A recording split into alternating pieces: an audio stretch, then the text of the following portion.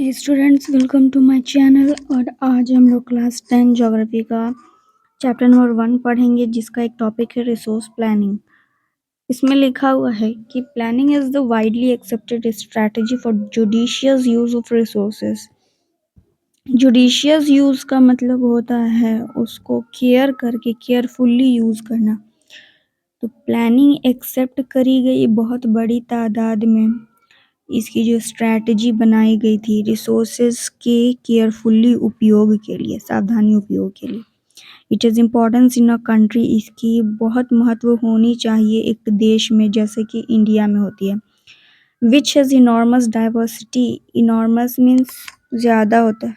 Enormous means बहुत बड़ी तादाद में जो रिसोर्सेज की मौजूदगी है उसमें विविधताएं हैं। There are regions which are rich in certain types of resources. कुछ निश्चित रिसोर्सेज के प्रकार बहुत सारे क्षेत्रों में बेहद ज़्यादा हैं, लेकिन कुछ क्षेत्र ऐसे हैं जहाँ पे रिसोर्सेज की डिफिशियंटली है, मतलब बहुत कमी है, आधे आधे रूप से है, पूरे तरीके से नहीं है। आगे आपका दिया हुआ है, जैसे कि ऊपर में आप लोगों ने देखा कि कुछ क्षेत्रों में ज़्यादा रिसोर्सेज हैं और कुछ क्षेत्रों में कम है, और कुछ क्षेत्रों में है आधे ही है मगर उतने ज़्यादा तादाद में नहीं है। तो इसमें लिखा हुआ है कि जिन क्षेत्रों में कमी है, ठीक है, शॉर्टेज है, वाइटल है रिसोर्स, तो वहाँ पे लोग सेल्फ सफिशिएंट कंसिडर कर लेते हैं, आत्मनिर्भर, अपने ही आप को रिसोर्स समझ लेते हैं। और वाकई ऐसा है भी, क्योंकि ह्यूमन, पहले भी आपने पढ़ा होगा कि ह्यूमन इम्पोर्टेंट कंपोनेंट है रिसोर्स का। तो देखो लिखा हुआ है there are some regions which can be considered self sufficient in term of availability of resources, and there are some region which have acute shortage of some vital। ठीक है, मतलब कि खुद को आत्मनिर्भर निर्धारित कर लेते हैं रिसोर्सेज की मौजूदगी के टर्म पर, जहाँ पे कम है जिन क्षेत्रों में रिसोर्स।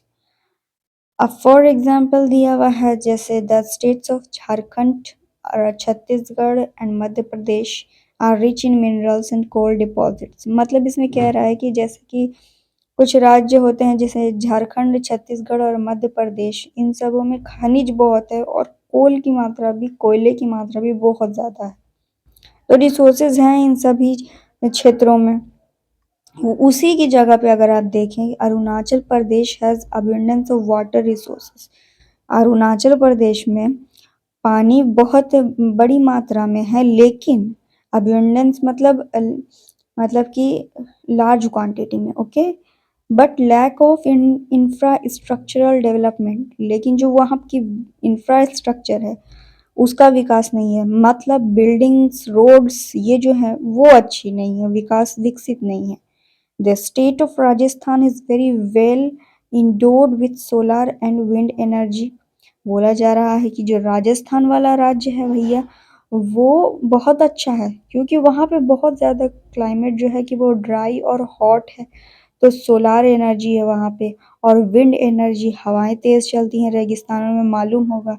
तो वहाँ पे राजस्थान के राज्य में बहुत अच्छी है सोलार और विंड एनर्जी, ठीक है, लेकिन but lack in water resources, लेकिन पानी की वहाँ पे कमी हो जाती है, और ये भी रिसोर्स है। The cold desserts of Ladakh is relatively isolated from the rest of the country. बोला जा रहा है जो लद्दाख है, लद्दाख की जो ठंडी ठंडी रेगिस्तानें हैं वो भी कैसी है, आइसोलेटेड हैं, ठीक है, आराम करने के लिए बाकी देशों से। It has very rich cultural heritage, और यहाँ पे जो है, मतलब जो ये कि इसकी पारंपरिक जो विरासत है उससे भी ये बहुत अच्छा है। ये सारी चीज़ें यहाँ फॉलो होती हैं, काफ़ी ज़्यादा पारंपरिक चीज़ें हैं, लेकिन मिनरल्स की कमी है, सॉरी मतलब डिफिशिएंट इन वाटर। क्या है, ये कल्चरली हेरिटेज में ये रिच है, ठीक है, आइसोलेट है, यहाँ की जो कोल्ड डेजर्ट है वो बहुत अच्छी है, मगर क्या है कि यहाँ पानी की कमी, पानी क्या है, मतलब अंधाधुंध है, infrastructure and some vital minerals. ये सारे. This calls for balanced resources planning at the national, state, regional and local levels, जिसे हम लोग बैलेंस्ड रिसोर्स प्लानिंग कहते हैं. राष्ट्रीय, राज्य, क्षेत्र और लोकल स्तर पर. दैट मीन्स स्थानीय स्तर पर. देखो लिखा हुआ है रिसोर्स प्लानिंग इन इंडिया, यानी कि इंडिया की रिसोर्स की प्लानिंग बचाने की कैसे होनी चाहिए. तो ये बहुत ज़्यादा मुश्किल प्रोसेस इसमें शामिल होते हैं. रिसोर्स की प्लानिंग, जो संसाधन है उसकी प्लानिंग करना बहुत ही मुश्किल प्रक्रिया होती है. जैसे सबसे पहला इसको क्या किया जाता है, आइडेंटिफाई किया जाता है. सबसे पहले रिसोर्स की खोज और उसकी पहचान होती है देश के क्षेत्रों में. उसके बाद दिस इन्वॉल्व सर्विंग, फिर उसकी मैपिंग की जाती है, उसकी क्वालिटी और क्वांटिटी एस्टिमेशन, मतलब उसको मापा जाता है उसकी कितना है, और उसको मैपिंग मतलब कहाँ पर है, कितने क्वांटिटी में है और किस क्वालिटी का है. ठीक है. उसके बाद दूसरा इसमें शामिल है कि evolving a planning structure in dod with appropriate.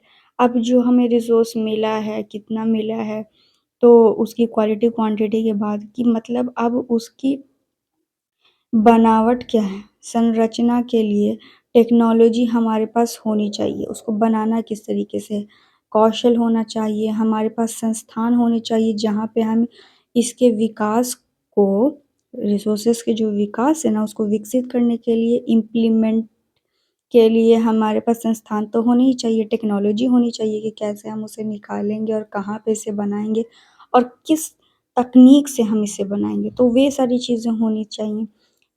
Third है हमारा कि matching the resources development plans with overall national development plans.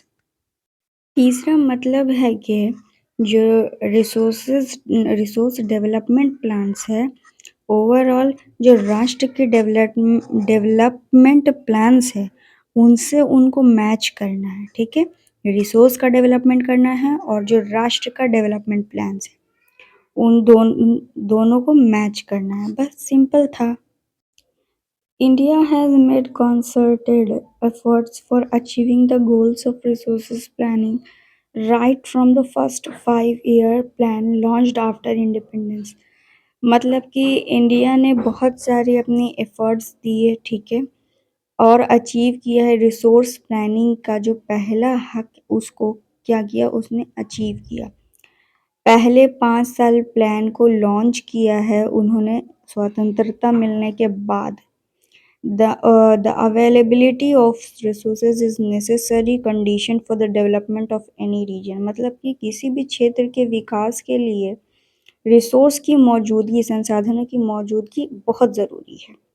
But mere availability of resources in the absence of corresponding change in, मतलब कि जैसे कि कमी रही technology की या इंस्टीट्यूशन की, तो ये नहीं हो सकता है.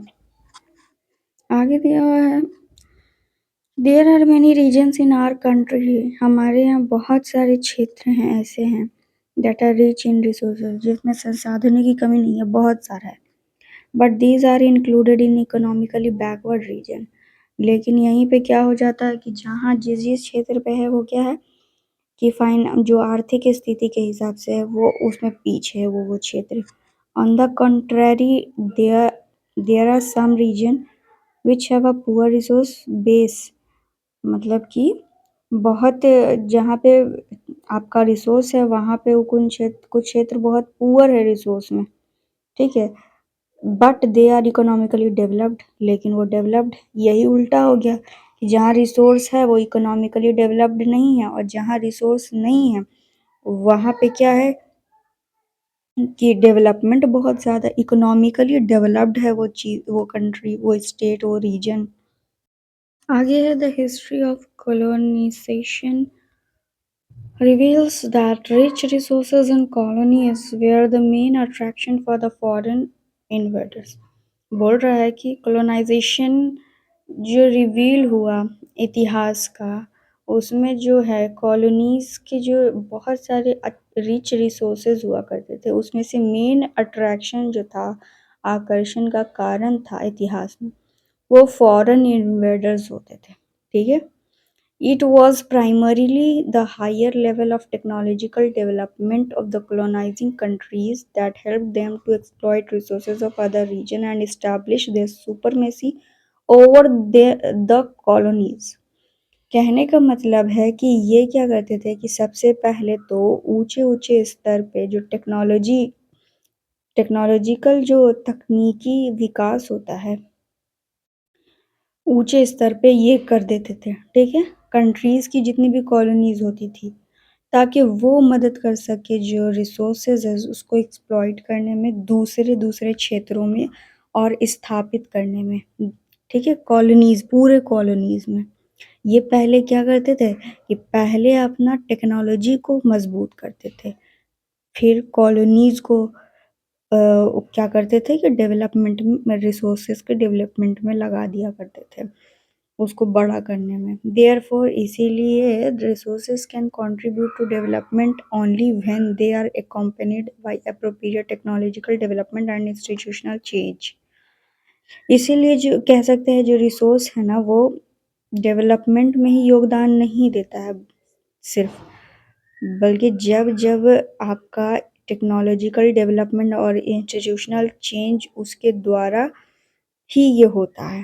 तो मतलब आपके पास तकनीक भी होनी चाहिए उस चीज़ को बनाने के लिए, यूज़ करने के लिए, अपनी नीड्स को सेटिस्फाई करने के लिए।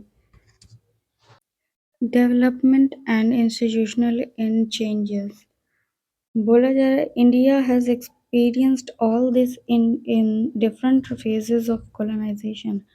इंडिया के पास बहुत सारी एक्सपीरियंस है, ठीक है, अलग अलग कॉलोनाइजेशन के फेजेस में। Therefore in India development in general and resources development in particular does not only involve the availability of resources but also the technology, quality of human resources and the historical experiences of the people। यार India में भी तो बहुत सारे अंग्रेज वगैरह आए थे, ठीक है? तो और पुराने जो राजा किंग्स हुआ करते थे तो उन सभी का एक्सपीरियंस है इंडिया को, तो इसलिए डेवलपमेंट जनरल में विकास है, ठीक है?